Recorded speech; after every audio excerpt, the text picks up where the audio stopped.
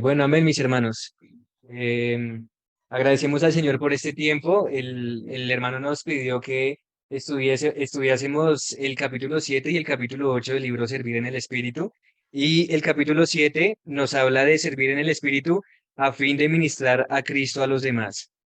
Ese capítulo es muy especial porque nos muestra la necesidad que tenemos primero como hijos de Dios de servirle a Él. Nosotros estamos aquí para contenerlo y este es nuestro primer servicio, contenerlo. El segundo servicio es expresar a Cristo a los demás y ministrar a Cristo a los demás. Este capítulo de servir en el Espíritu a fin de ministrar a Cristo a otros nos muestra algo que es sumamente importante y es que cuando el hombre cayó, el espíritu del hombre quedó amortecido, pero alabamos al Señor porque luego de que Dios trajo la salvación a nuestra vida, nuestro espíritu fue vivificado, fue regenerado y ahora tenemos este órgano precioso.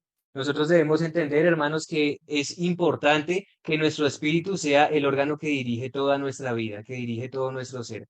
Tal vez antes nosotros no nos habíamos percatado de esto, pero en este momento es necesario que lo consideremos. En este momento nuestro espíritu ha sido regenerado y está vivificado. Por lo tanto, nuestro espíritu debe ser quien dirija todas las partes de nuestro ser, todas nuestras acciones. En este capítulo hablaba, hermanos, de Romanos 7:6, que dice, ahora estamos libres de la ley por haber muerto a aquella en que estábamos sujetos, de modo que sirvamos en la novedad del espíritu y no en la vejez de la letra, hermanos. Tenemos que aprender a servir en el espíritu y no en la letra, no en la ley ni en la doctrina, sino en el espíritu. Hermanos, todas nuestras acciones que hagamos por Dios y para Dios deben ser dirigidas por nuestro espíritu.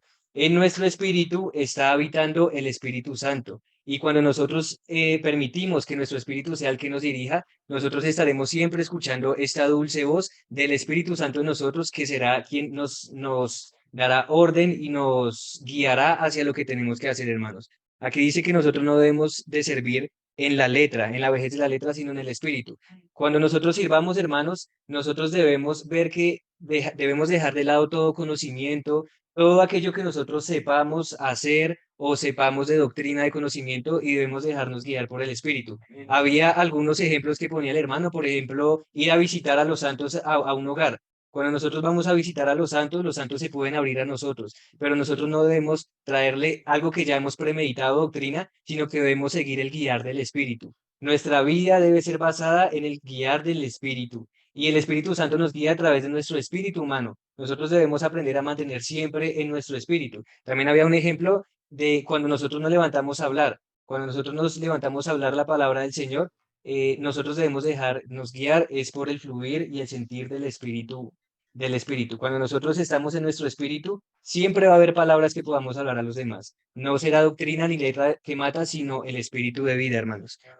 Em, También nos hablaba de la hora de escoger un himno. Tal vez estamos en una reunión y decimos cuál es el tema de esta reunión y de acuerdo al tema escogemos un himno. Pero no es esta la manera, hermanos. Debemos dejarnos guiar por el fluir del Espíritu. Todo lo que hagamos debe ser por el fluir del Espíritu. Y a medida que nosotros nos ejercitemos en estar en nuestro Espíritu, adquiriremos esa sensibilidad por escuchar el fluir del Espíritu y el guiar del Espíritu. De esta manera nosotros podemos servir en nuestro espíritu humano para ministrar a Cristo a otros. Todo lo que hagamos, todas las acciones que realicemos para el cuerpo, para el Señor, debe ser con el objetivo de ministrar a Cristo a otros. Si yo llego temprano y voy a ubicar las sillas, esto debo hacerlo en oración para que la hora de que los hermanos puedan ocupar las sillas, ellos puedan recibir la suministración de Cristo a través de mi servicio, hermanos. Amén.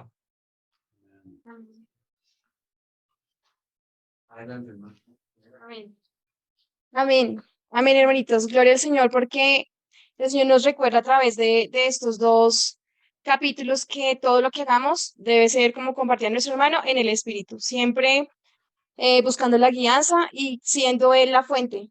Si todo lo hacemos, digamos, tomando a Cristo, tomando al Espíritu como el punto de partida, pues lo que vamos a ministrar es vida. Lo que vamos a ministrar va a ser el Espíritu mismo, la vida misma.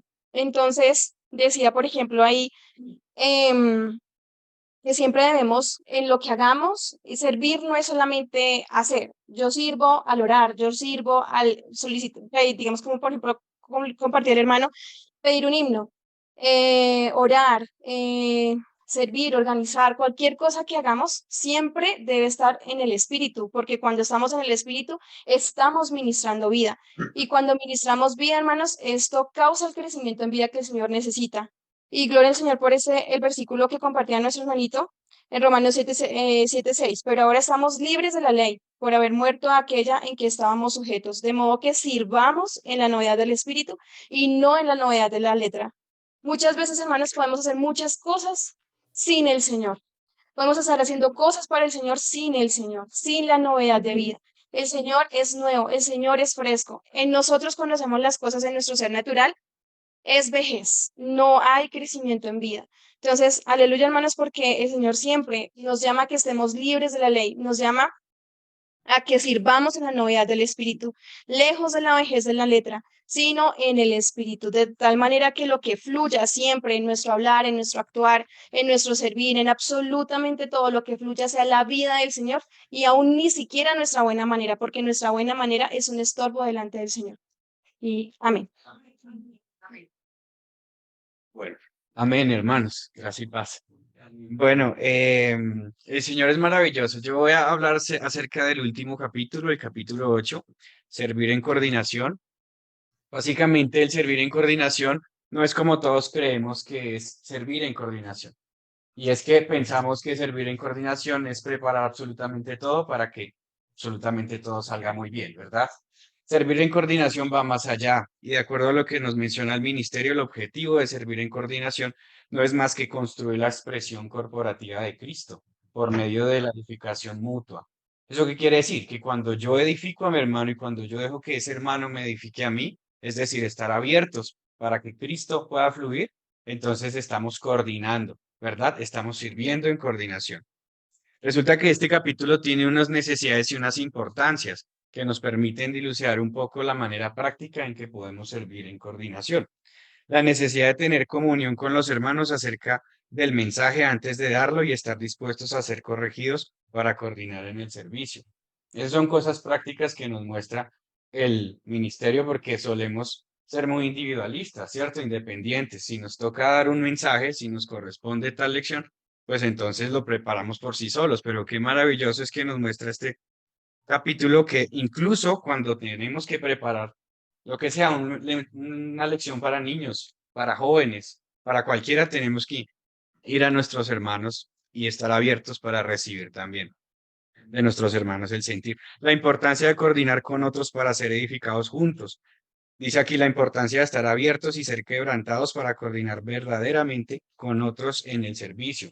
Y es que creemos que coordinar es como lo que hacemos en nuestras empresas o en nuestros trabajos o en nuestra familia, que decimos que este fin de año tal vez nos vamos para Villeta o para Cartagena y todos estamos felices y acomodándolo, ¿verdad? De una manera que no hay ninguna inconveniente, no hay ninguna situación, pero resulta que cuando yo coordino y decido entrar a la coordinación, tengo que estar dispuesto a que yo voy a ser tocado en mi hombre natural. ¿Eso qué quiere decir? Que yo voy a ser quebrantado, limitado, incluso voy a entrar en frustración. ¿Por qué? Porque el Señor necesita que nosotros ganemos más de Él. Y la única manera de ganar al Señor es cuando nosotros menguamos. Es decir, nuestro yo mengua y el Señor crece en nosotros. Amén, hermanos. Amén. Buenas noches, hermanos. Bueno, la verdad que sí me preparé un poco, pero hermana se me olvidó todo. Señores. Pero a eso me llevaba a la lección de el mensaje 7 y 8 que nos decía que a veces preparamos algo y yo antes lo que hacía era un cuaderno anotar, un cuaderno anotar. Y realmente cuando llegaba a profetizar o hablar a los hermanos, pues era solo letra, ¿no? Acá hay una parte donde nos dice que todo perdón, cada vez que nos pongamos de pie para hablar, tenemos que olvidarnos de nuestro conocimiento. Por una parte necesitamos el conocimiento, pero cuando nos levantamos a servir, tenemos que olvidarnos del conocimiento. Si en ese momento mantenemos nuestro conocimiento en la memoria, haremos mucho daño y seremos un obstáculo para el espíritu. Hermanos, muchas veces sin querer hacemos mucho daño porque hablamos de nuestro ser, ¿no? De nuestro yo. Entonces, a la final, lo que importa es tener un hablar adecuado, bueno, que lo da el Señor mediante la palabra y mediante ejercitar nuestro espíritu. Entonces, alabamos al Señor por su ministrar, por su palabra y por su cuerpo. Amén. Amén, hermanos, buenas noches. Bueno, hermanos, de verdad que tenemos una urgente necesidad y esa necesidad es de servir, pero necesitamos servir en el Espíritu, hermanos. Amen. O sea, el Señor nos decía que en la lectura nos decía que es servir en el Espíritu y que en nuestro servicio lo único que podemos hacer es ministrar Cristo como vida a los demás, ¿cierto? Pero además de eso, hermanos, además de estar en el Espíritu, necesitamos servir y en coordinación. ¿Y esto es para qué? Para la edificación del cuerpo de Cristo. Entonces, aquí, hermanos, algo que me tocó mucho decía que dice, queda más por decir acerca de servir en novedad del Espíritu y ministrar la vida a los demás. Sin embargo, en este capítulo, Micaela está con otro asunto del servicio, que es la coordinación. En el servicio necesitamos coordinar con otros. No quiero decir que tenemos que estar organizados. Estar organizados es una cosa y estar coordinados es otra. A lo que nos referimos con la palabra coordinación es simplemente ser edificados juntos, servir de manera en que seamos juntamente edificados, ¿cierto?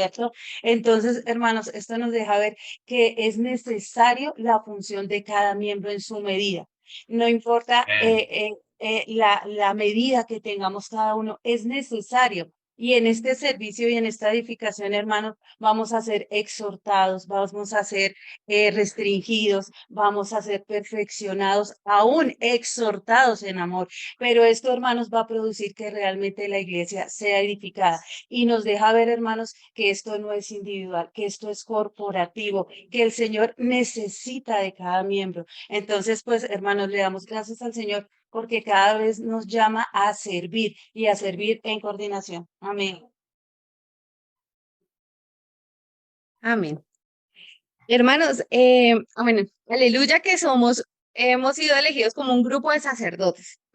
Como grupo de sacerdotes debemos mantener en la presencia de Dios y expresar la autoridad de Dios. Amen. Ahora, este servicio neotestamentario es un asunto del espíritu y no de la letra. Hermanos, Amén. el expresar al Señor realmente es algo en el espíritu. No hay forma que lo podamos expresar sin Él mismo. Realmente nuestro objetivo es ministrar a Cristo. Y la única forma de que podamos ministrar a Cristo, pues es en la novedad de vida. Y por eso es tan importante que vayamos siempre a Él, que realmente vayamos a Él como la fuente. Nosotros no podemos dar algo que no tenemos. Entonces, realmente para poder ministrar al Señor, tenemos que ir al Señor.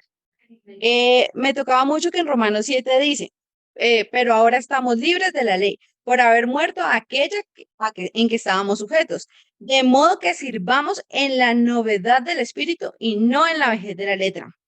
Ahora, hermanos, al servir, pues normalmente normalmente coordinamos y en esa coordinación somos quebrantados. Entonces me tocó muchísimo el capítulo 8 que decía que lo que pone a prueba si estamos quebrantados o no es la coordinación.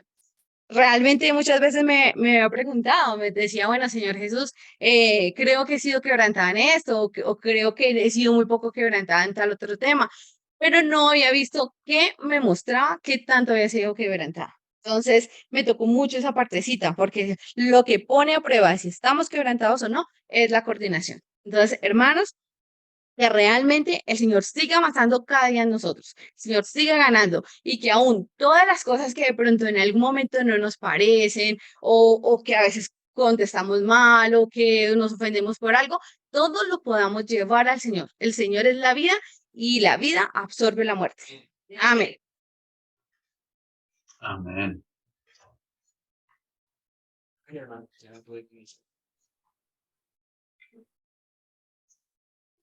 ¿Ya? ¿Acabar? Sí, amén. Amén. Ok, hermanos. Qué bueno oír todos ustedes. Solamente quería recalcar algunos asuntos que ustedes trajeron a colación en este tiempo. Y es de que hay tres asuntos vitales. Esto viene de los capítulos anteriores. El primero, necesitamos ser edificados como un cuerpo. No podemos tener ningún servicio fuera de la vida de iglesia, fuera del cuerpo. Tenemos que ser edificados. El segundo, cada uno de nosotros debe ejercitarse para poner a un lado todo lo que es mundano. Entonces, hay un asunto de separación. Para servir, tenemos que ser santificados. Eso vamos a verlos esta noche también. Debemos separarnos de las cosas comunes y apartarnos para el Señor a fin de aprender a permanecer en la presencia del Señor y orar trayéndole al Señor las necesidades de las personas, las necesidades del mundo pecaminoso. Entonces seremos los sacerdotes santos. Eso corresponde a la orden de Aarón. Después de ofrecer suficientes oraciones al Señor, salimos de su presencia para ministrarlo al mundo con poder, como Salvador, la vida, el suministro de vida y la luz. En ese momento somos sacerdotes reales. Esto corresponde a la orden de Melquisedec. La coordinación, la separación y la autoridad, estos tres son los requisitos, el equipo que necesitamos para ministrar. Y voy a leer el último punto también. Esta es la manera de servir en la iglesia. Hasta que no nos ocupemos de estos tres asuntos básicos, la coordinación, la separación verdadera y la autoridad celestial, simplemente no estaremos listos para empezar ningún servicio en nuestra localidad. Necesitamos la edificación, necesitamos la coordinación, necesitamos la separación y necesitamos la autoridad celestial. Necesitamos la realidad del cuerpo, necesitamos el sacerdocio santo y necesitamos el real sacerdocio. Cuando un grupo de santos son juntamente edificados como cuerpo en coordinación con la separación y la autoridad celestial, entonces comenzará el verdadero servicio de la iglesia. Aleluya.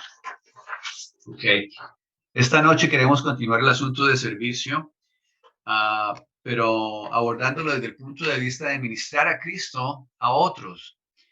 Por un lado, en la vida de la iglesia tenemos servicios que se pueden catalogar como servicios prácticos. Por ejemplo, un hermano mencionó acerca de el arreglar las sillas. Por ejemplo, podemos hablar acerca de limpiar el local, de limpiar los baños, de cuidar del servicio de los libros en la localidad. Todos esos son servicios prácticos que se necesitan. Y, por ejemplo, si también tenemos otra clase de propiedades que son de la iglesia, podemos ayudar en mantenimiento, etcétera. O podemos, por ejemplo, si tenemos transportación, podemos darle transportación a los santos. Esto es algo práctico. Sin embargo, a más de esta clase de servicio, que son servicios prácticos, está el servicio de ministrar a Cristo a personas directamente. Y como los hermanos dijeron, ya sea que yo esté arreglando las sillas o haciendo algo práctico, debe ser algo en oración, debe ser algo con la visión de que esto es para ministrarle Cristo a los santos. A lo que me estoy refiriendo esta noche es a un servicio directo a personas. Ya sean niños, ya sean jóvenes, ya sean universitarios, ya sean personas de la comunidad mayores, solo le demos amor a ellos y el amor es representado por el Cristo que les damos. El honrar a las personas es darles a Cristo. El deshonrar a las personas es no darles a Cristo. Entonces nosotros estamos en el negocio de honrar a las personas al ministrar a Cristo. Entonces, yo escogí este bosquejo. Este bosquejo es el bosquejo número 9, la lección 9 de este libro, que se llama Cultivar la siguiente generación para la vida de iglesia. Y este bosquejo o esta lección es la única lección que es para los que sirven o para los que laboran con los niños y los jóvenes. Las lecciones anteriores son las primeras 5 lecciones son lecciones de introducción. Vasos para la honra, comidas de economía eterna de Dios, el cuerpo de Cristo, la meta de la economía divina. Debemos mantenernos en el único fluir de la obra del Señor para la edificación del cuerpo de Cristo. Es el número 3. El número 4 es la importancia de la obra con los niños y los jóvenes para el futuro recobro del Señor.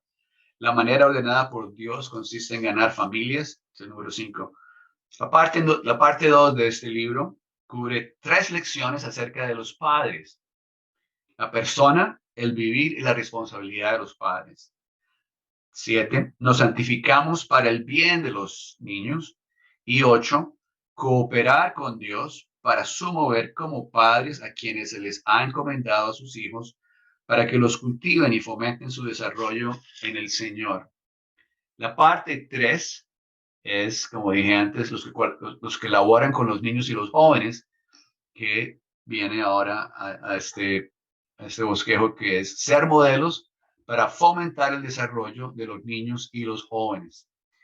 La parte 4 es la obra con los niños y cubre 1, 2, 3, 4, 5, 6, 7 lecciones.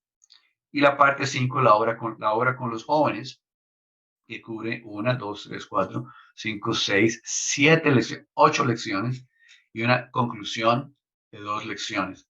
Ok, ¿por qué estoy haciendo esto? Porque nuestro servicio, yo sé que ustedes en la iglesia de Bogotá tienen encargo tanto por los niños como por los jóvenes, y también se está desarrollando una carga, un encargo de cuidar o de allegarse a los jóvenes universitarios. Entiendo que el local donde ustedes están ahora queda cerca de donde hay muchas universidades y tienen acceso a muchos jóvenes. Y esto es noble, el deseo de que de llevar el evangelio a estas personas. ¿Quién necesita el mundo hoy? Necesita a Cristo.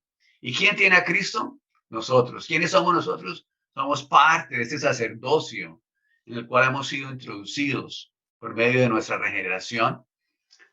Vinimos a ser sacerdotes y por medio de nuestro presentarnos al Señor, separarnos al Señor, ser uno con Él. Y entonces somos edificados. ¿Para qué? Para llegarnos a personas que necesitan del Señor. Pero, ¿qué es lo más necesario en nuestro servicio? Es que nuestra persona sea una persona adecuada, una persona apropiada. Nuestro servicio no es aparte de quién somos. En otras palabras, nuestro vivir debe ser nuestro servicio. Y ahora que ustedes tienen un deseo de compartir el evangelio, de llegarse a estos jóvenes universitarios, hermanos, tenemos que ser las personas apropiadas para allegarnos a ellos. ¿Qué quiere decir esto? Queremos ser modelos en nuestro vivir. Y esto se nos muestra en este bosquejo, que en realidad se basa en el libro de Primera de Tesalonicenses. Entonces, yo les recomendaría, si ustedes tienen este encargo de servir específicamente con niños, jóvenes, universitarios, ustedes deben leer con oración el estudio vida de Tesalonicenses. Ayuda mucho. ¿Por qué? Porque la iglesia en Tesalónica, una iglesia muy joven, que se levantó en más o menos 3 semanas cuando el apóstol Pablo estaba allí con otros apóstoles, y vemos que durante ese tiempo, él en 3 semanas se levantó la iglesia en Tesalónica, y después él se fue y escribió esas 2 cartas, primera de Tesalonicenses y segunda de Tesalonicenses. Y allí específicamente en los capítulos 1 y 2 vemos que allí no hay ninguna predicación de ninguna enseñanza o doctrina, digámoslo así, sino vemos el patrón o el modelo del apóstol y de los apóstoles. Es la entrada del evangelio, fue la entrada de estas personas en esta ciudad, y su persona era el evangelio. Entonces, cuando ellos predicaron el evangelio, el vivir y la clase de persona que era, convenció a los tesalonicenses a devolverse, a tornarse de servir a ídolos a servir a Dios. ¿Por qué? Porque ellos vieron un modelo apropiado. ¡Wow! No fue por palabras solamente, sino por demostración del Espíritu y el vivir de los apóstoles, que ganó a estas personas en Tesalónica y estableció la iglesia allí. Y de allí, de esta ciudad, sonó el evangelio y la fe de los tesalonicenses se dio a conocer por toda Acaya y por toda esa región. Entonces, el enfoque que se le da ahora a este asunto de nuestro servir con niños, con jóvenes, con universitarios, en nuestro servicio tiene que ver con nuestra persona. Por eso, estos tres asuntos vitales que se mencionan en el bosquejo que cubrimos la semana pasada, el ser edificados en el cuerpo, el ser separados y el ser uno con el Señor en nuestra oración con Él para poder entrar en este sacerdocio.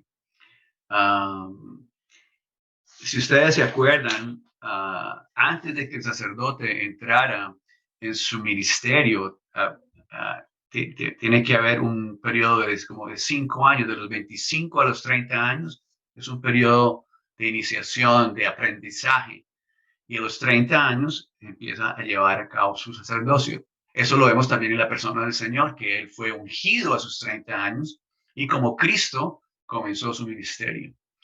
Entonces, ¿qué quiere decir eso? Hay un aprendimiento, hay un aprendizaje en nuestro vivir diario delante del Señor. ¿Para qué? Para que en un momento u otro, después de ser probados por el Señor, esto lo vamos a ver en 1 Tesalonicenses 2, somos probados por el Señor y no es que el Señor no es que el Señor no nos conozca, Él nos conoce, pero las pruebas por las cuales pasamos es para que nosotros nos conozcamos y sepamos qué clase de personas somos y nos demos cuenta cuánto necesitamos del Señor para nuestro servicio al Señor. Tenemos que darnos cuenta de esto. Entonces, vamos al bosquejo. Dice, ser modelos para fomentar el desarrollo de los niños y los jóvenes. Y aquí también podemos añadir, y de los universitarios, por ejemplo, los jóvenes universitarios. ¿Qué son ellos? Son jóvenes universitarios.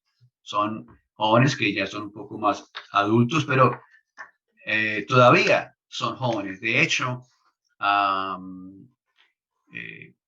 por ejemplo, aquí en los Estados Unidos, en Colombia también, uno se gradúa del bachillerato y del bachillerato, si tiene la oportunidad, puede ir a la universidad. Entonces, ¿a qué edad nos estamos refiriendo? Estamos refiriendo más o menos 18, 19 años, 20 años, 21 años, jóvenes. Y durante ese periodo de tiempo, los jóvenes están buscando la dirección para su vida, se están preguntando cuál es el sentido de esta vida, por qué estoy viviendo, por qué vivo yo. Y de hecho, hoy en día, el mundo y sus distracciones quiere llenar ese vacío que existe en los jóvenes con disipación, con cosas inmundas. Pueden ser cosas inmundas, otras cosas son buenas, pero son cosas que no llenan ese vacío que tiene la imagen de Dios en nosotros. Solamente Dios puede llenar ese vacío. Entonces, ¿y quiénes tenemos Dios? Nosotros tenemos a Dios. Entonces, podemos darles a Dios a estas personas. Yo quería remontarme a este versículo en el libro de Hechos, capítulo 13, versículo 36, dice, porque David, habiendo servido a su propia generación, según el consejo de Dios, durmió y fue sepultado con sus padres y vio corrupción. El enfoque que le quiero dar a este versículo es que David, habiendo servido a su propia generación, en otras palabras, cada uno de nosotros tenemos nuestra propia generación. Entonces, diría yo, ¿quiénes son las personas más apropiadas para servir a los jóvenes universitarios, para llegarse a ellos? Son jóvenes de su misma edad, son jóvenes de su misma generación. Por ejemplo, yo he estado vinculado con el servicio en los recintos universitarios por muchos años, pero, y yo fui ganado en la universidad como un joven que estaba buscando las cosas del Señor y por la misericordia del Señor, había un grupo de cristianos en la universidad y ah, uno de sus pósters, de sus afiches, me ganaron. Decía el póster, decía, Cristiano, ¿estás solo? Ven a tener comunión. Y pues yo, de trasfondo católico, creyendo en el Señor Jesús, pues yo dije, pues yo soy cristiano, yo voy a ver qué es esto. El Señor estaba llamando, estaba alando mi corazón. Y fui y me encontré con este grupo de personas allí y eran todos jóvenes, con sus guitarras, leyendo la Biblia, orando y esa atmósfera me capturó. Vi algo que yo no tenía y yo le dije al Señor, Señor, yo quiero lo que esas personas tienen. Yo quiero lo que ellos tienen. Esa fue mi oración. Am, entonces, ¿por qué traigo colación esto? Porque yo fui ganado al ver el patrón, el modelo de esos jóvenes que estaban yendo en pos del Señor, amando al Señor.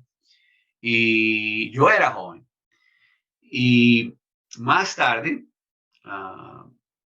me gradué, más por el hecho de que el Señor me ganó en la universidad, el Señor ganó en mí un deseo de compartir lo que yo había ganado, lo que Dios me había dado a mí por medio de estar involucrado en estos asuntos de allegarnos a los universitarios con el Evangelio, etcétera. Y a través de mis años, llegó un momento en que yo hice una cita con un joven para, por ejemplo, lo que hacemos es, estando en la universidad, durante la primera semana de clases, hacemos una clase de pesca en la cual ponemos una mesa, o sí, una mesa, y las personas saben que es un grupo cristiano en la universidad y que si usted quiere tener comunión, si quiere recibir una Biblia, usted puede venir aquí y nos dejan su número y nos dejan su nombre. Entonces, el propósito de ese número y de ese nombre es de hacer una cita con esa persona para conocer a esa persona, para saber cuál es su estado, es salva, no salva, quiere seguir adelante con el Señor, está atañado a algo, está libre para estar con nosotros.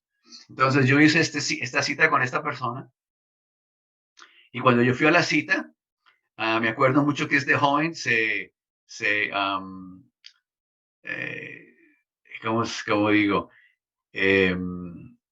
Se extrañó muchísimo y dijo, oh, usted es un profesor aquí. Él estaba esperando que un joven fuera a encontrarse con él. Yo ya tenía más años, me veía de más edad, entonces no podía pasar más por estudiante. Entonces la reacción de este joven fue, usted es profesor. Entonces le dije, no, no, yo solamente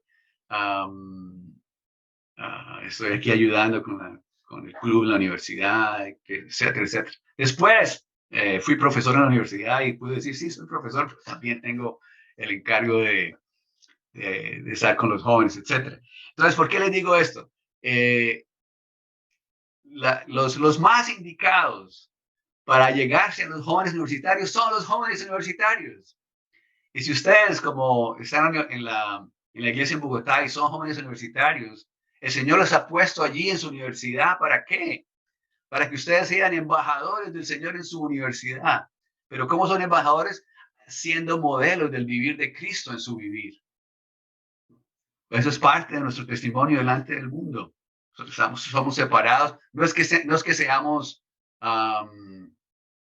¿cómo se dice? Extraños.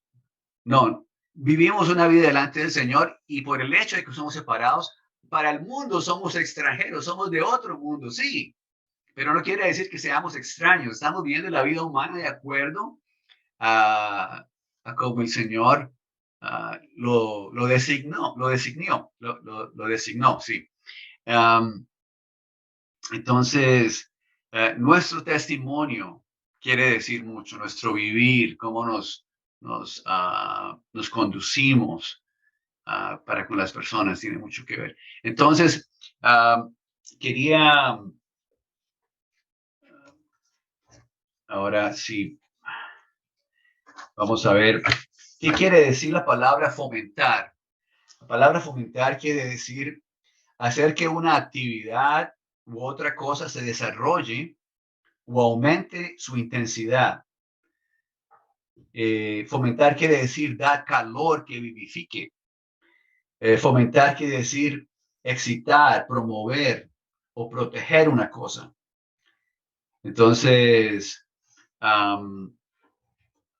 vamos a leer el capítulo 5, versículo 29 de Efesios, que dice, porque nadie aborreció jamás a su propia carne, sino que la sustenta y la cuida con ternura, como también Cristo a la iglesia. Me gustaría leer la nota en Efesios 5:29.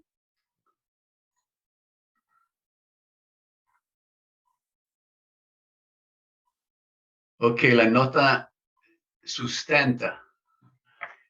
Dice, sustentarnos es alimentarnos con la palabra viviente del Señor.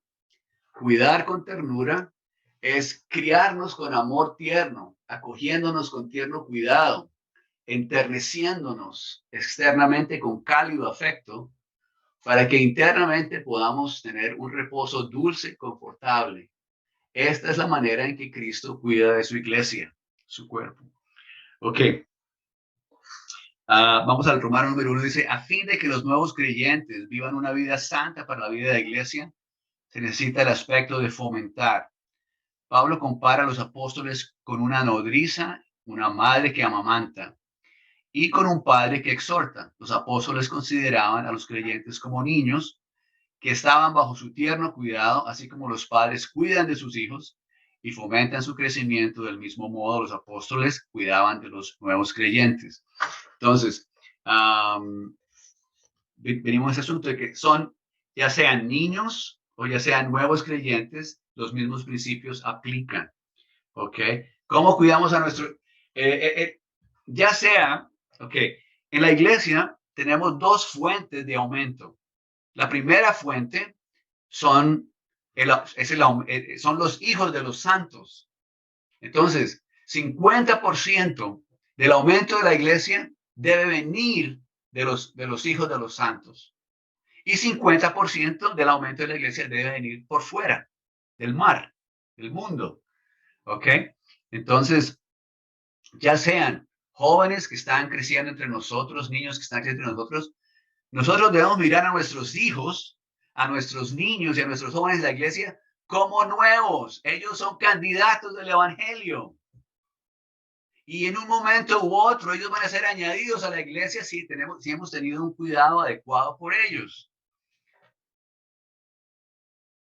No tiene sentido el no cuidar a nuestros hijos en la vida de la iglesia e ir al mar a rescatar a otros, ¿entienden? Entonces, tenemos que hacer ambos. Tenemos que cuidar de nuestros niños, de nuestros jóvenes en la vida de la iglesia. Y también tenemos que ejercer nuestro sacerdocio. ¿Para qué? Para llevar a este Cristo maravilloso a quienes no lo conocen, que están fuera de la iglesia, para que ellos vengan a la iglesia. Ya sean los unos o los otros, ambos son nuevos, ambos son niños en el evangelio. Entonces, cuando una persona es contactada y se le predica el evangelio y esa persona es salva, es como si esta persona viniera a ser un niño, un bebecito.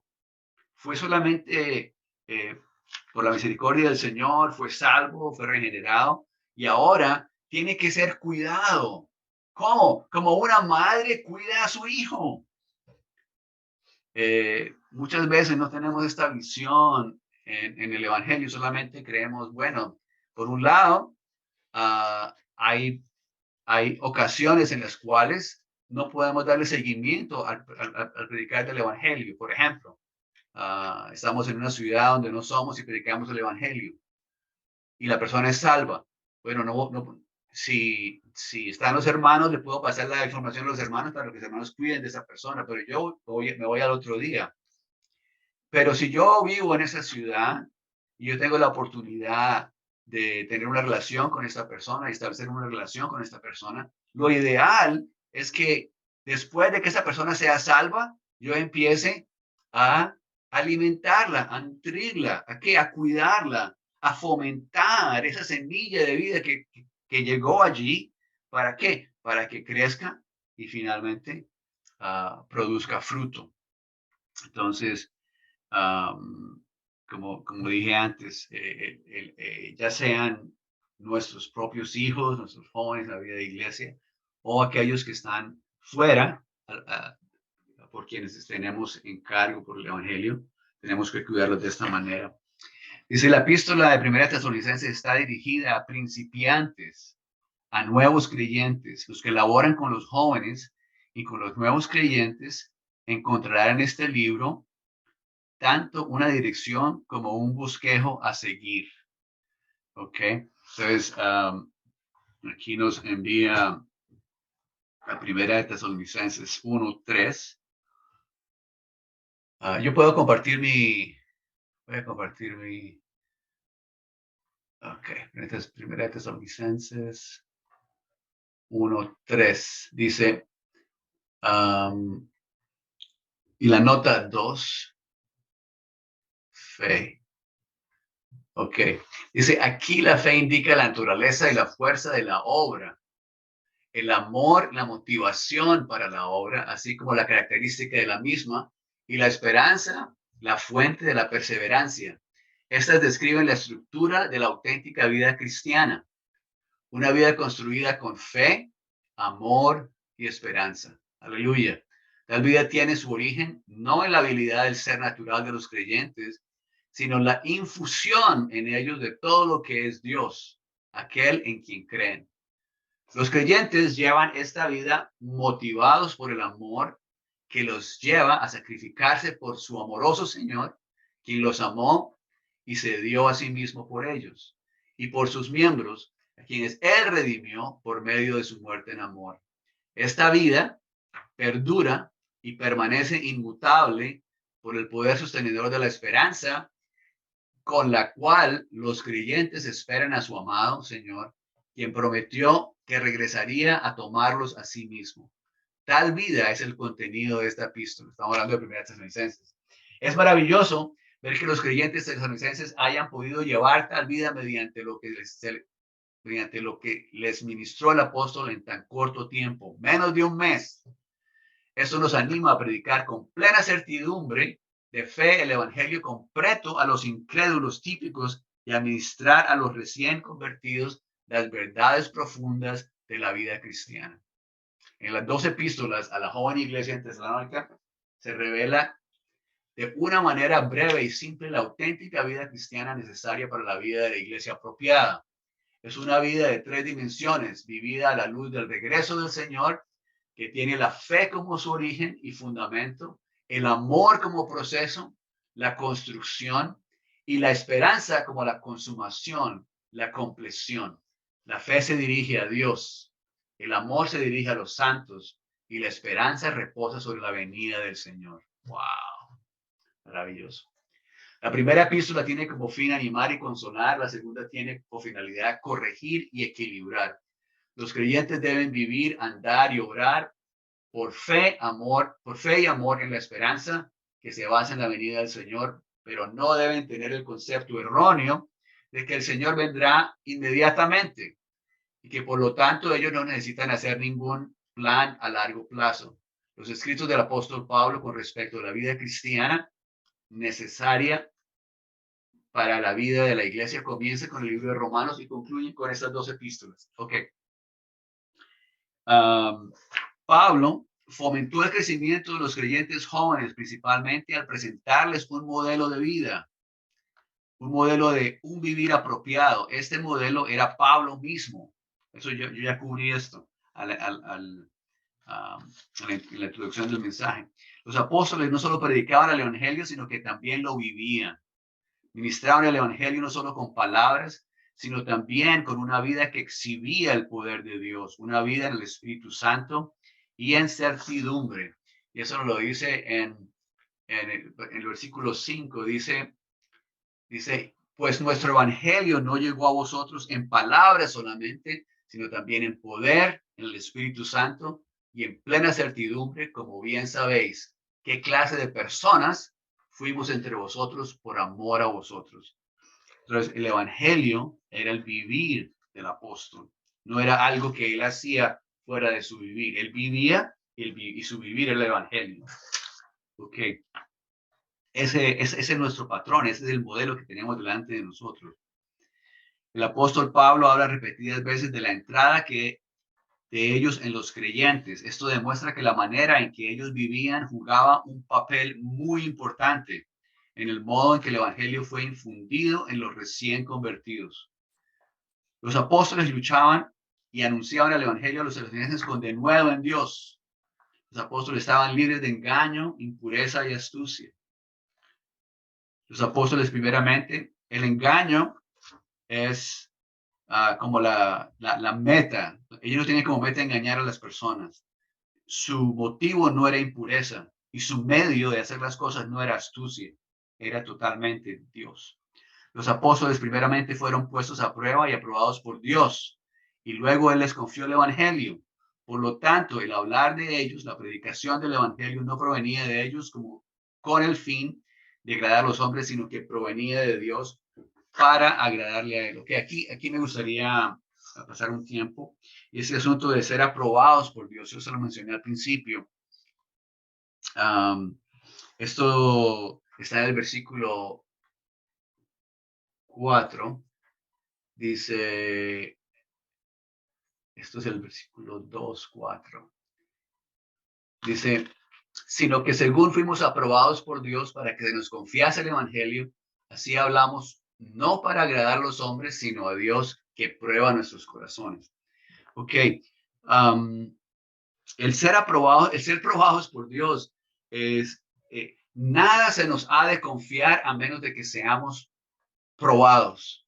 Y una vez que somos probados, somos aprobados por Dios para hacer algo en la vida de la iglesia. Por eso hablé acerca de un aprendizaje. Y más que todo, el aprendizaje es para conocernos a nosotros mismos y conocer cuán deficientes somos de Dios y que no podemos confiar en nuestra vida natural para servir en la vida de iglesia, para predicar el evangelio, para cuidar de las personas. Si lo hacemos de esa manera, la fuente no es Dios y el resultado no será un miembro del cuerpo de Cristo. Va a ser una persona tal y como yo. Nosotros nos reproducimos. ¿Quiénes somos nosotros? Somos aquellos que reproducimos. Entonces, que el Señor nos pruebe, que el Señor nos gane.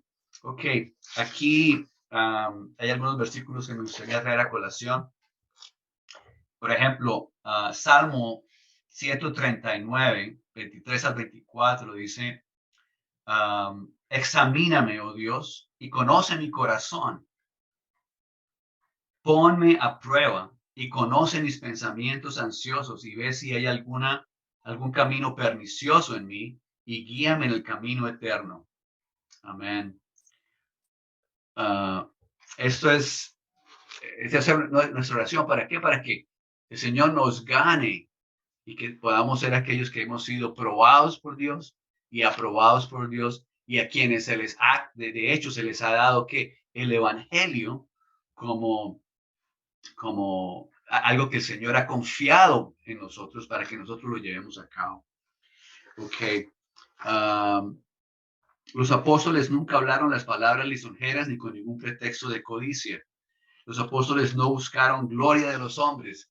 Esto es una trampa en nuestro servicio, el querer gloria. Yo soy el mejor servidor. Yo soy la mejor servidora. ¿Y eso qué trae? Eso trae competencia entre nosotros. ¿Y qué? ¿Y cómo fue que cayó Satanás? Satanás cayó porque él tenía gloria. ¿Pero qué quería? Él quería más gloria. Que el Señor nos salve de esta clase de servicio. Buscar la gloria de los hombres es una verdadera tentación para todo obrero cristiano. Muchos han sido devorados y arruinados por este asunto. Por buscar gloria, Lucifer se convirtió en el adversario de Dios. Perdón.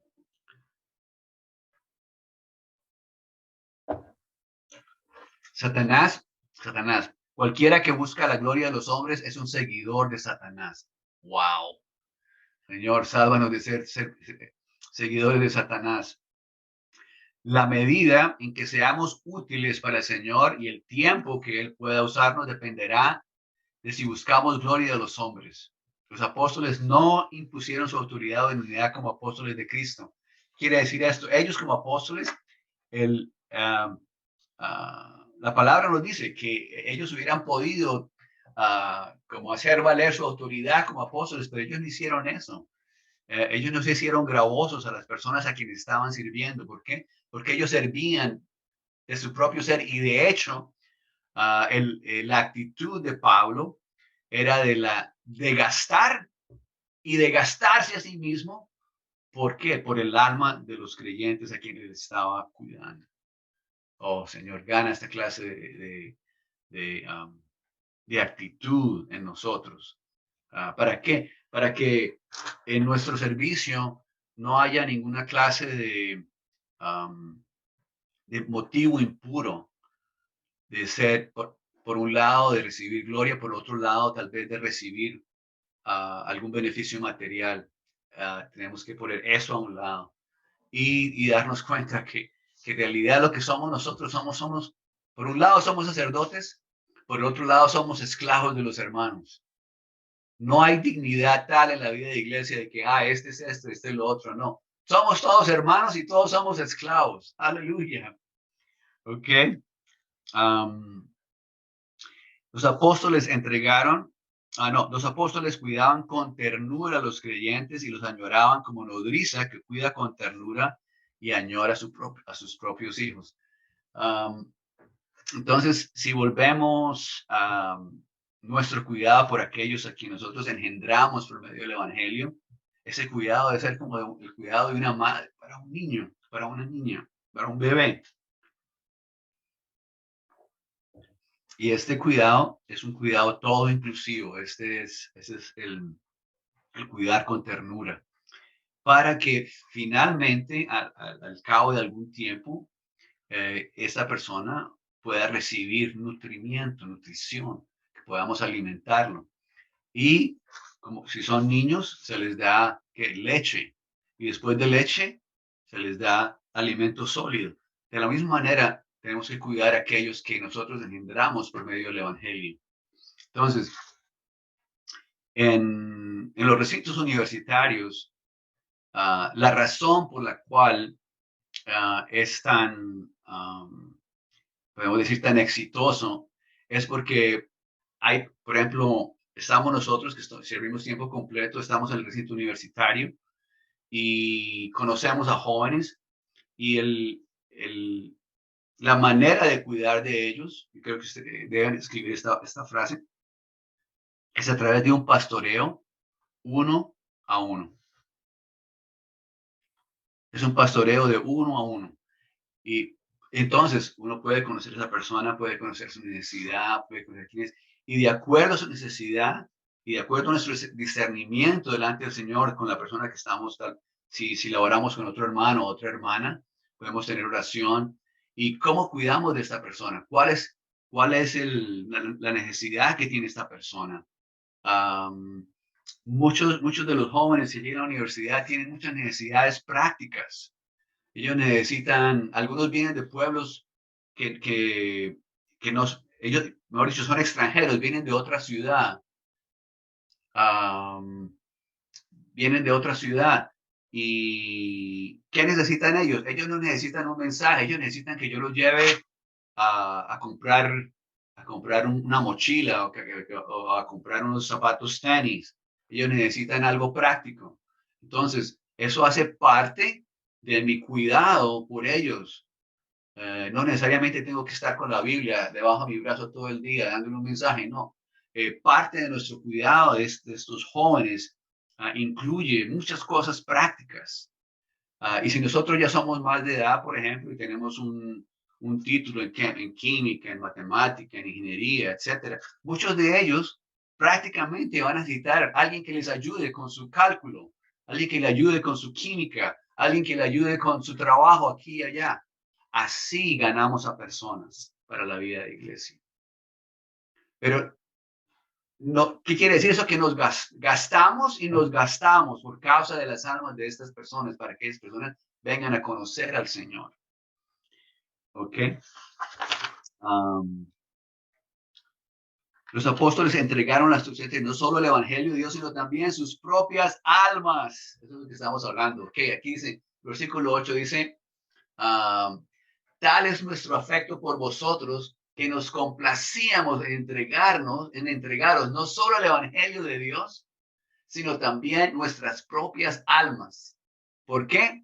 Porque porque habéis llegado a ser muy queridos. Hermanos, las personas a quienes le predicamos el evangelio no son para hacer una medalla en mi solapa. Ah, mire, este es otro que gané para el Señor, este es otro que gané para el Señor, este es otro. No, no, no, no, no. Los amamos, los queremos en el Señor y están en nuestras entrañas. No es un asunto de estar compitiendo por ganar uno, por ganar otro, etcétera. ¿Para qué? Para yo ganar más estrellas en mi solapa. Ah, pasé por esto, hice esto, gané a este otro. No, el corazón del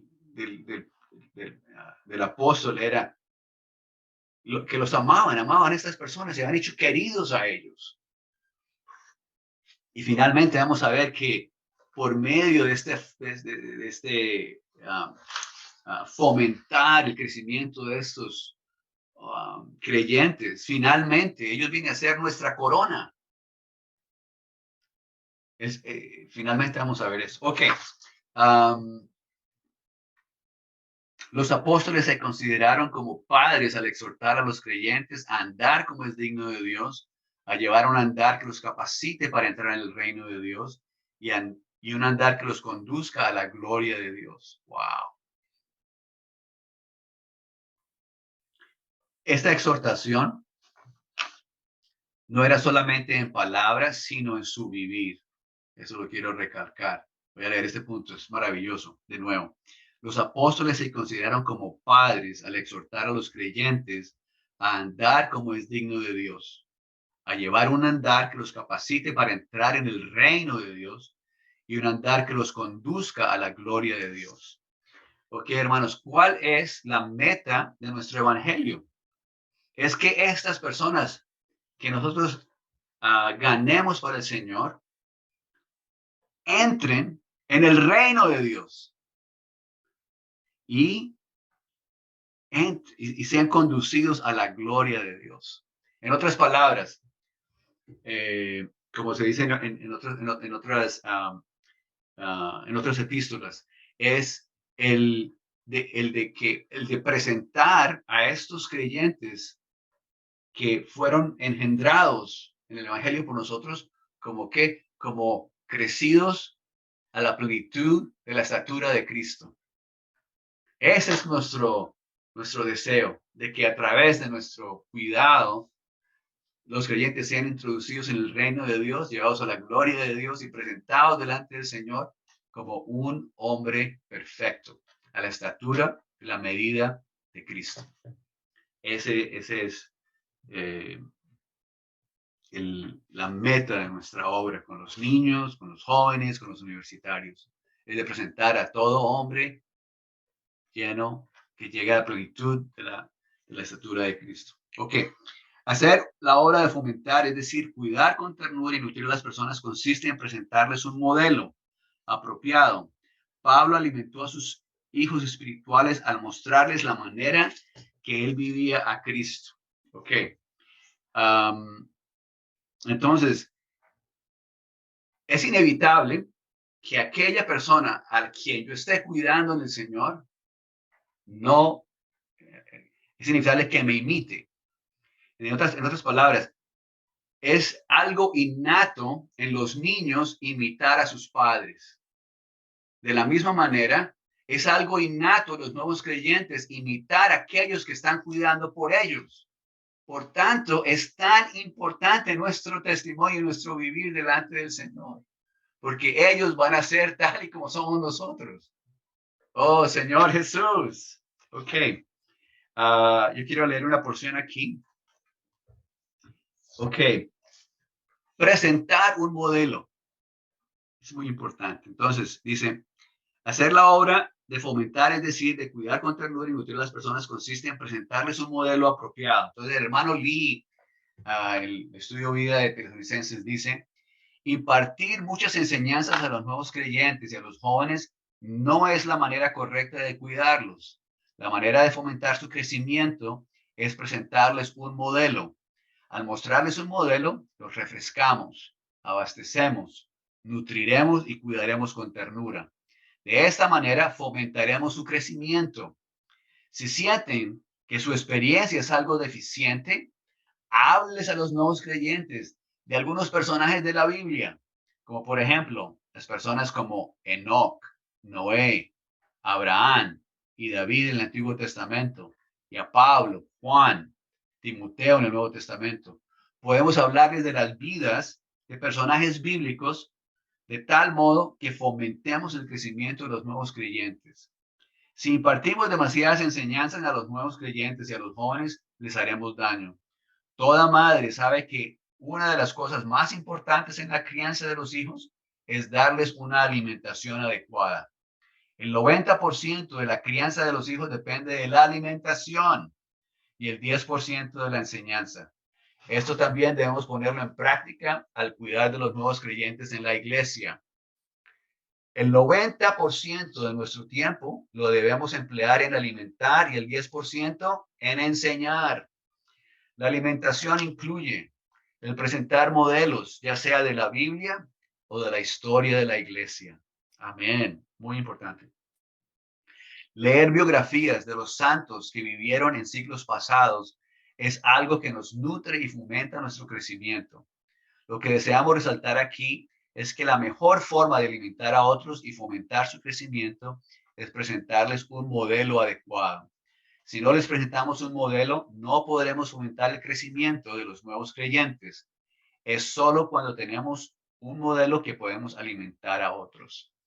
Ok, quiero afondar aquí en este asunto de las biografías, especialmente para nuestros jóvenes creciendo en la vida de iglesia. Es bueno que ellos tengan conocimiento de aquellas personas que han vivido su vida cristiana hace muchos años y que hay biografías de ellos. Por ejemplo, John Bunyan, por ejemplo, ¿cómo se llama? Tenemos la biografía del hermano Nee. Tenemos biografías de George Mueller. Son biografías, por ejemplo, la biografía de John Newton, de Juan Newton, John Newton. Esta persona escribió el himno que se llama, en inglés, es Amazing Grace, que es la gracia maravillosa. Es un himno que es muy conocido y la biografía de este hombre es muy inspiradora. Él era era un capitán de un barco de esclavos. Él iba a África y traía a los esclavos de África a las Américas. Esa era la clase de persona. Y era tanta la rabia que él tenía con el Señor a veces él sabe que tenía algo contra Dios. Y en la popa del barco él se ponía y decía: si quieres puedes matarme con un rayo. Como desafiaba a Dios. Esta persona fue salva. Y de él tenemos muchos himnos que cantamos hoy en día. Pero es muy bonito leer esa clase de biografías con nuestros jóvenes de 10, 12, 13, 14, 15 años. ¿Por qué? Porque muestran un modelo y muestran cómo la salvación de Dios operó en esta persona y toca los corazones de los jóvenes y pone un modelo delante de ellos. Yo creo que los hermanos que cuidan de los jóvenes deben hacer una pesquisa, deben hacer una investigación. ¿Cuáles son las mejores biografías de cristianos en los últimos 500 años? Tenemos la biografía de Martin Luther.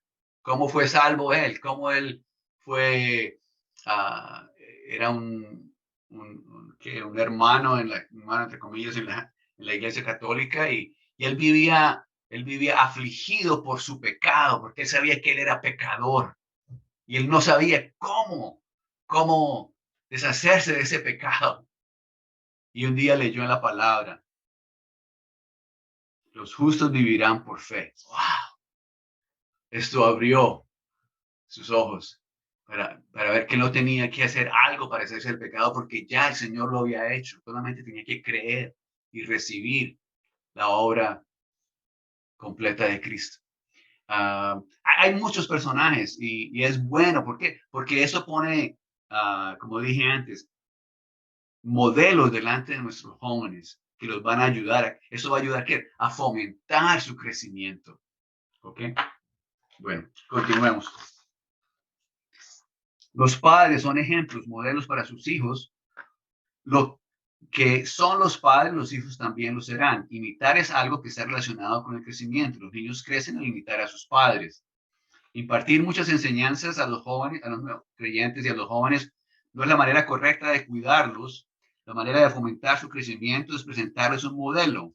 Al mostrarles un modelo, los refrescaremos, abasteceremos, nutriremos y cuidaremos con ternura. La fuente, el origen de la predicación de los apóstoles era Dios y no ellos mismos. Siempre que prediquemos o enseñemos, debemos dar a otros la impresión de lo que decimos es la palabra, no es la palabra de los hombres, sino que es verdaderamente la palabra de Dios.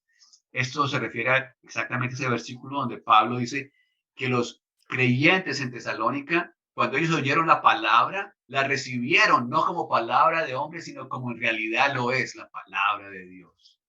Entonces, porque ellos estaban llenos del Señor y su hablar era el hablar de Dios para con ellos. Y los creyentes, aquellos que estaban recibiendo ese hablar, confirmaron, sí, esta es palabra de Dios. Wow. Okay. La iglesia en Tesalónica imitaba a las iglesias en Judea. Llegaban a los creyentes de Tesalónica los informes de las iglesias en Judea. Ellos tuvieron que haber recibido noticias de las iglesias y de los santos y estos informes fomentaron el crecimiento de los creyentes. Nada fomenta más el crecimiento de una iglesia o un santo que escuchar las experiencias verídicas de otros santos y de otras iglesias. Ok, aquí voy a otro punto. Si estamos cuidando de alguien, llega un momento en que es adecuado o apropiado contarles nuestro testimonio, cómo yo fui salvo. Eso es parte de nuestro cuidado. ¿Por qué? Por ejemplo, yo no nací en la vida de iglesia. Yo fui salvo estando en el catolicismo y por la misericordia del Señor, el Señor me trajo a la vida de iglesia. Pero eso es una historia en sí. ¿Y eso qué? Eso puede ser algo inspirador para para la persona que estoy cuidando, de cómo el Señor nos trajo. De hecho, yo vivo a 2 cuadras de la universidad donde conocí a los hermanos. Y allí tenemos un club. Y hoy en día todavía tenemos un club allí y estamos cuidando de jóvenes allí. Y, y, y es muy interesante ver la reacción de ellos al saber de que un día yo, hace ¿cuántos años? Yo estaba en lo mismo, estaba en los mismos zapatos que ellos tienen, no, ¿me entienden? Yo era estudiante en esa universidad, conocí a esta facultad, estaba en esta facultad, etcétera, etcétera. Entonces, para ellos, oh, wow, hay una historia aquí, hay algo con lo que nosotros podemos, ¿cómo se dice? Relacionarnos, porque yo conocí al Señor allí, cuidamos de jóvenes allí y hasta hoy en día cuidamos de jóvenes allí, etcétera, etcétera. Entonces, ok. Esta vacuna que les aplicó también formaba parte de todo lo que Pablo hizo para fomentar el crecimiento de los santos. Así que la aplicación de vacunas se incluye en este tipo de cuidado. Pablo inoculó a los creyentes en contra de la futura venida de los judaizantes. En nuestro cuidado, sobre todo los universitarios, tenemos que vacunarlos. ¿A qué se refiere esto? El hecho es de que hoy en día hay muchas La información está a flor de piel. No solamente es escribir algo en Google y sale un resto de cosas. Por años, nosotros fuimos mal hablados, tildados de secta, etcétera, etcétera. Muchas cosas que son mentiras, que no tienen nada que ver con con nuestro testimonio, con nuestra vida de iglesia. Y es mejor que ellos oigan de nosotros quiénes somos. Nos reunimos como la iglesia en Bogotá, disfrutamos del ministerio del hermano Watchman Nee, el hermano Witness Lee, quiénes son ellos. No somos liistas, no somos niistas, somos la iglesia en la ciudad y hemos disfrutado el ministerio de estos hermanos que recibieron mucho del Señor. Y por la envidia de muchos otros cristianos, muchas cosas falsas han sido dichas acerca de nosotros. Entonces, si usted tiene alguna pregunta, por favor, pregúntenos a nosotros, que no tenemos nada que esconder. Entonces, parte de nuestro cuidado en la universidad tiene que ser, tenemos que vacunarlos, tenemos que decirles, muchas cosas han sido dichas acerca de nosotros, pero tenemos que tener cuidado de cuánta gran dosis podemos ponerle, porque si nosotros vemos una vacuna muy grande, los matamos nosotros mismos. Tenemos que tener discernimiento en el Señor, a ver cuánto se puede decir y cómo se puede decir. ¿Para qué? ¿Por qué? Porque ellos van a ver, tenemos una Biblia versión recobro. Ustedes leen las publicaciones de Witness Lee, Watchman Nee. No le parece que no leen más, etc. Entonces, todo esto trae preguntas a ellos y si ellos hacen una investigación por sí mismos, ellos mismos pueden envenenarse. Entonces, contra ese veneno nos demos una vacuna. ¿Qué es la vacuna? Nosotros le decimos quiénes somos. Le decimos cuál es nuestro estatus. ¿Quiénes somos en el Señor?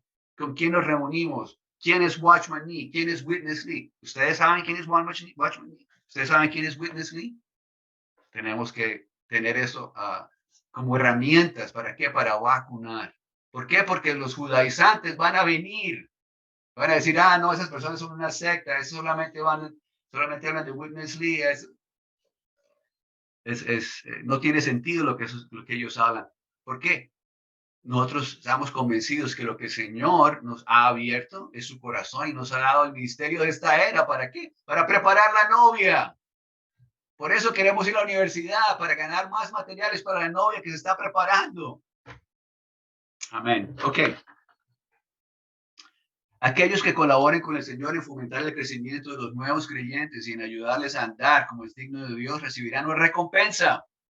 Esta recompensa será los mismos creyentes, ya toqué esto, a quienes hemos ayudado a crecer y quienes vendrán a ser nuestra corona, gloria y gozo. Aleluya. Ahí están los versículos que dan hincapié a este asunto. Ya que los apóstoles brindaron tal cuidado a los nuevos creyentes, al final ellos recibirán una recompensa de parte del Señor. En Primera Tesalonicenses 2 se nos indica que puesto que los apóstoles eran para los creyentes nodrizas y padres que exhortan los creyentes como sus hijos, eran su gloria y su gozo. Sin ellos los apóstoles no tenían esperanza, gloria ni corona de qué gloriarse. Cuando aparezca el príncipe de los pastores, vosotros recibiréis la corona inmarcesible de gloria. Primera de Pedro 5:4. Hermanos, espero que esto haya ayudado a dar un panorama de nuestro cuidado por las personas. En nuestro cuidado por las personas, lo más importante es nuestra persona. ¿Quién nosotros somos delante del Señor? ¿Por qué? Porque es lo que vamos a producir. Entonces, que el Señor crezca en nosotros, que el Señor nos gane, que el Señor nos dé las experiencias que necesitamos. ¿Para qué? Para ser probados y aprobados por Él, para que el Señor nos encargue con su evangelio y podamos traer este evangelio a otros y traer estos a la vida de iglesia. ¿Para qué? Para que sean parte de la novia que se está preparando para la venida del Señor. Ok, santos, termino aquí. Los hermanos nos dicen que van a hacer.